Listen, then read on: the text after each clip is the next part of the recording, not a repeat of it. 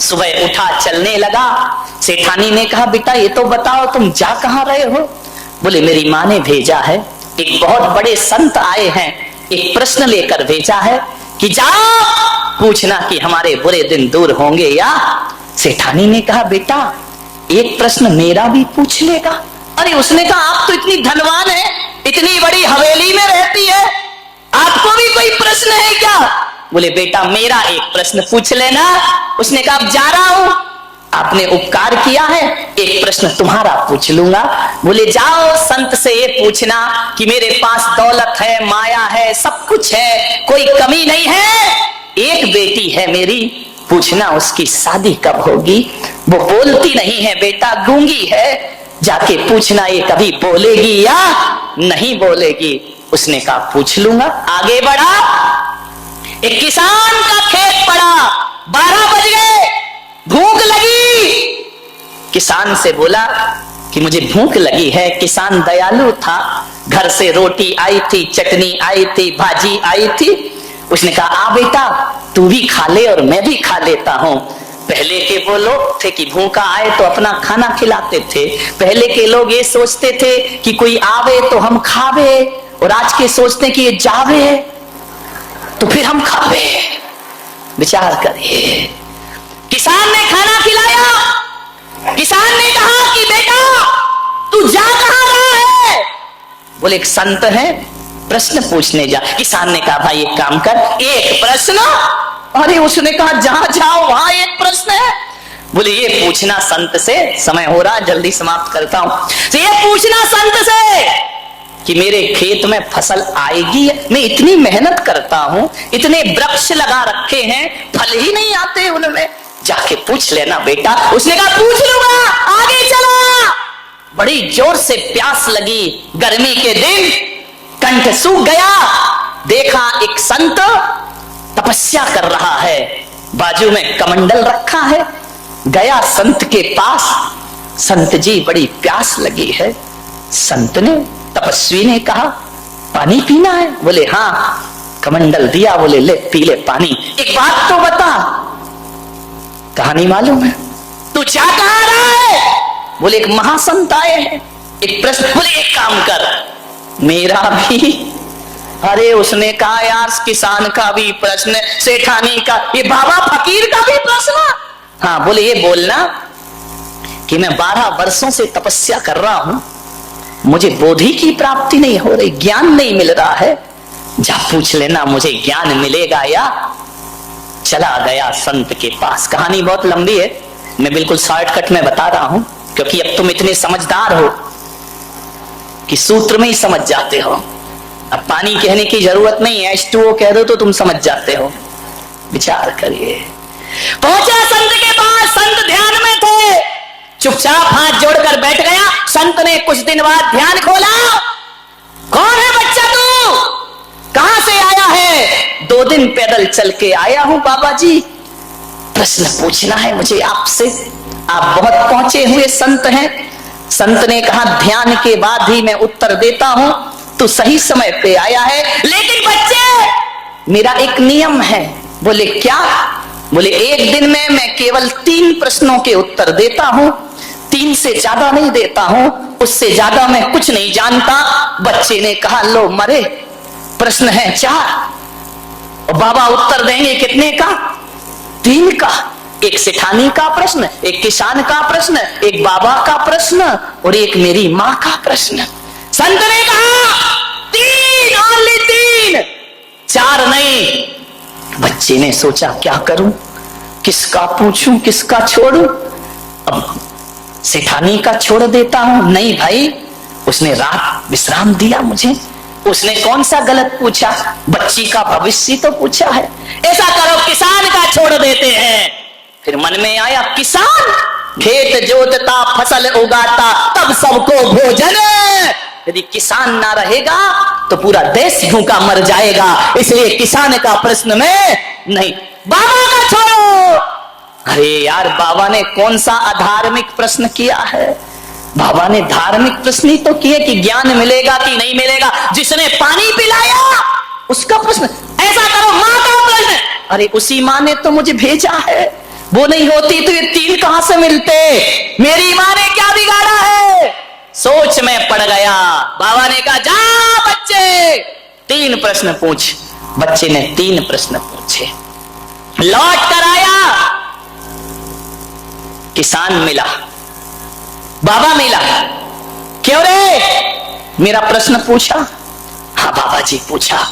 क्या बोले संत? बोले तुझे ज्ञान जरूर होगा, इसी वक्त बोधि की प्राप्ति होगी। तो अभी तक क्यों नहीं हो रही? बोले तू अपनी जटाओं में जो मणि छिपा के बैठा है उसे निकाल, क्योंकि तेरा ध्यान मणि में है, तेरा ध्यान भगवान में नहीं लग रहा है। वो मणि तेरी बाधा बन रही है, उसे निकाल के फेंक, तुझे ज्ञान प्राप्त हो जाएगा।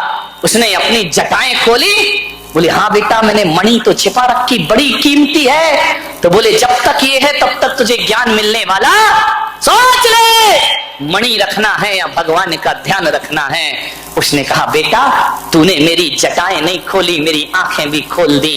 ले बेटा ये मणि मैं तुझे प्रदान करता। उसने कहा नहीं बाबा ये मैं क्या करूंगा, मैं गरीब आदमी। बोले बेटा रख लो रख लो, मैं किसी को क्यों दूं? तूने मुझे ज्ञान दिया, मैं तुझे दान प्रदान करता हूं, ले जा। आज मैं तुझे प्रदान करता हूं। मणि हाथ में ली, कान में ही मत लगा, इधर ध्यान भी रख। मणि हाथ में ली, चला। अब कौन मिला? इतना भी भूल गए? वो तो प्रश्न भूला, तुम कहानी भूल गए। किसान मिला। किसान ने कहा बोल बेटा क्या पूछा? मेरा पूछा या नहीं? बोले पूछा। क्या बोले? बोले किसान तेरे खेत के वृक्षों में फल जरूर आएंगे, फसल जरूर लगेगी। तो अभी तक क्यों नहीं लगे? बोले तेरे पेड़ के नीचे कुछ गड़ा हुआ है, उससे जड़ें जमीन तक नहीं पहुंच रही हैं, उससे टकरा रही हैं, इसलिए पेड़ फलता फूलता नहीं। बोले खैर बेटा। उसने खुदाई की, सोने के घड़े मिले जिसमें अशरफियां रखी हुई थी। किसान की आंखें चौंधी आ गई। बरसों से भूखा मर रहा हूं, गरीबी का शिकार बन रहा हूं, ये सोने के घड़े। उसने कहा बेटा तेरा बड़ा उपकार। बोले उपकार तो आपका, आपने मुझे रोटी दी थी। बोले नहीं बेटा तूने घड़े दी, एक काम कर बेटा ये सोने के घड़े मैं तुझे प्रदान। अरे बोले मैं क्या करूंगा? आप किसान हैं, आपकी जमीन पे आपका हक है। बोले बेटा सोना से ज्यादा कीमती तो जमीन हुआ करती है, धरती हुआ करती है। सोना आज है कल खत्म हो जाएगा, जमीन पर फसलें आएंगी, किसान हमेशा माला माल रहेगा। मुझे इसकी जरूरत नहीं, इस पे तेरा बैलगाड़ी बुलाई, सोने के घड़े रखे, उसे बिठाया, चल दिया। किसका घर पड़ा है? कौन बोला? शांति सेठ का। सेठानी का घर पड़ा। बैलगाड़ी रुकी, सेठानी निकल के आई। क्यों रे?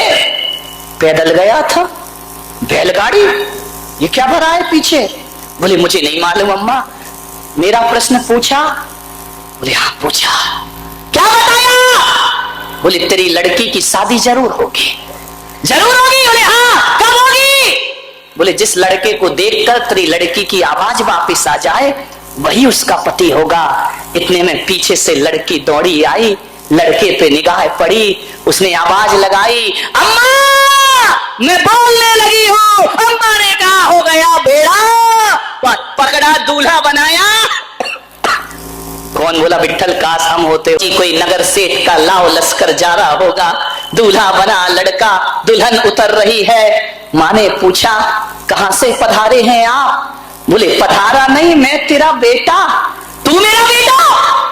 पागल, ये कहां से चुराया? अब गरीब क्या सोचे भाई, तू वापिस कर क्या? मैंने तुझे मना किया, मैंने तुझे संत के पास भेजा था। बोल मेरा प्रश्न पूछा या नहीं पूछा? बोले माँ प्रश्न तो नहीं पूछा लेकिन उत्तर साथ लेकर आया हूं। बोले क्या साथ लेकर आया है? बोले माँ देख, आज मुझे लगा कि अमीरों के घर में पैदा होके बड़ी बड़ी डिग्रियां लेकर भी आदमी वो संस्कार नहीं पाता जो माँ तुझ गरीब माँ से मैंने संस्कार प्राप्त किए हैं। माँ, मैं संत के पास पहुंचा, संत ने कहा 4 में से 3 प्रश्न पूछना, 1 प्रश्न छोड़ देना। बेटा किसका प्रश्न छोड़ा? माँ तेरा प्रश्न छोड़ा। बोले क्यों? बोले मेरे मन में आया कि अपने लिए तो सब जीते हैं, दूसरों के लिए जीकर देखो जीवन कैसा हुआ करता है। मैंने अपना स्वार्थ छोड़ दिया माँ। और देख माँ, तेरा प्रश्न क्या छोड़ा? मैंने अपना स्वार्थ छोड़ा, उसका परिणाम आज सब संपदा लेकर तेरे घर में आया हो माँ। ये जो भी मिला है तेरे प्रश्न ना पूछने से मिला है, ध्यान रखिए। मान्यवर, निजी स्वार्थ छोड़ करके जीने का प्रयास करो। जो मांगने से नहीं मिलता वो लुटाने से प्राप्त हो जाया करता है, ध्यान रखिए। ये भारत की संस्कृति है।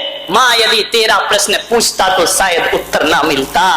मैं तो उत्तर ही नहीं समाधान भी साथ लेकर आया हूं। ये तेरी बहू है, बहुत धनपति घर की है। माँ आज से फटे पुराने कपड़े छोड़, देख तेरा अनपढ़ गंवार बेटा संस्कारों की संपदा लेकर तेरे दर पे वापिस आया है। ध्यान रखना, सोचना है आपको, कभी आपने निजी स्वार्थ छोड़ा है? कैसी इबादत करते हैं भगवान की, हर जगह अपना स्वार्थ, मैं सुखी, मेरा नाम, मेरी प्रतिष्ठा, मैं ही सब कुछ।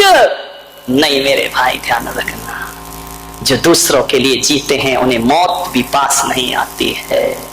क्या मार सकेगी मौत तुझे औरों के लिए जो जीता है? मिलता है जहां का प्यार से औरों के जो आंसू पीता है। क्या मार सकेगी मौत तुझे औरों के लिए जो जीता है? मिलता है जहां का प्यार से औरों के जो आंसू पीता है। क्या मार सकेगी मौत तुझे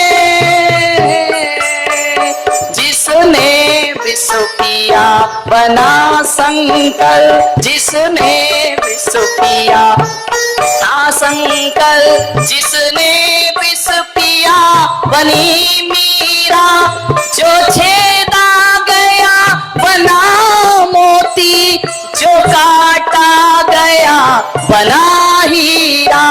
धरती को दिए जिसने बादल, धरती को दिए जिसने बादल, वो सागर कभी न रीता है। मिलता है जहां का प्यार से औरों के लिए जो जीता है। क्या मार सकेगी मौत तुझे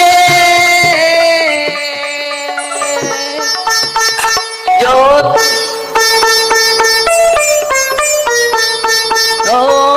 जिसने विष पिया बनी मीरा, जिसने विष पिया बना शंकर, जिसने विष पिया बना शंकर, जिसने विष पिया बनी मीरा, जो छेदा गया बना मोती, जो काटा गया बना हीरा। विचार करना है आपको, जो अपने लिए जीता है उसे कुछ नहीं मिलता, जो औरों के लिए जीता है वो भगवान कहलाया करता है। मेरे भाई, 24 घंटे में क्या 2 मिनट भी आप औरों के लिए जीकर जीवन नहीं देख सकते हैं? मान्यवर, होना होता है जिनको अमर, वो लोग तो मरते ही आए। होना होता है जिनको अमर, वो लोग तो मरते ही आए। औरों के लिए जीवन अपना बलिदान वो करते ही आए।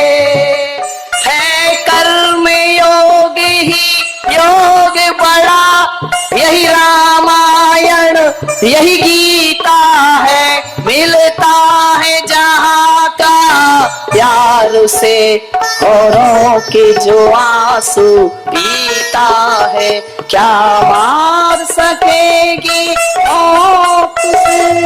ध्यान रखिए, कभी मैं कह रहा हूं पहले मदद उसके बाद इबादत। ध्यान रखिए, लोगों की मदद करिए, सहायता करिए, तो आपका जीना सार्थक होगा।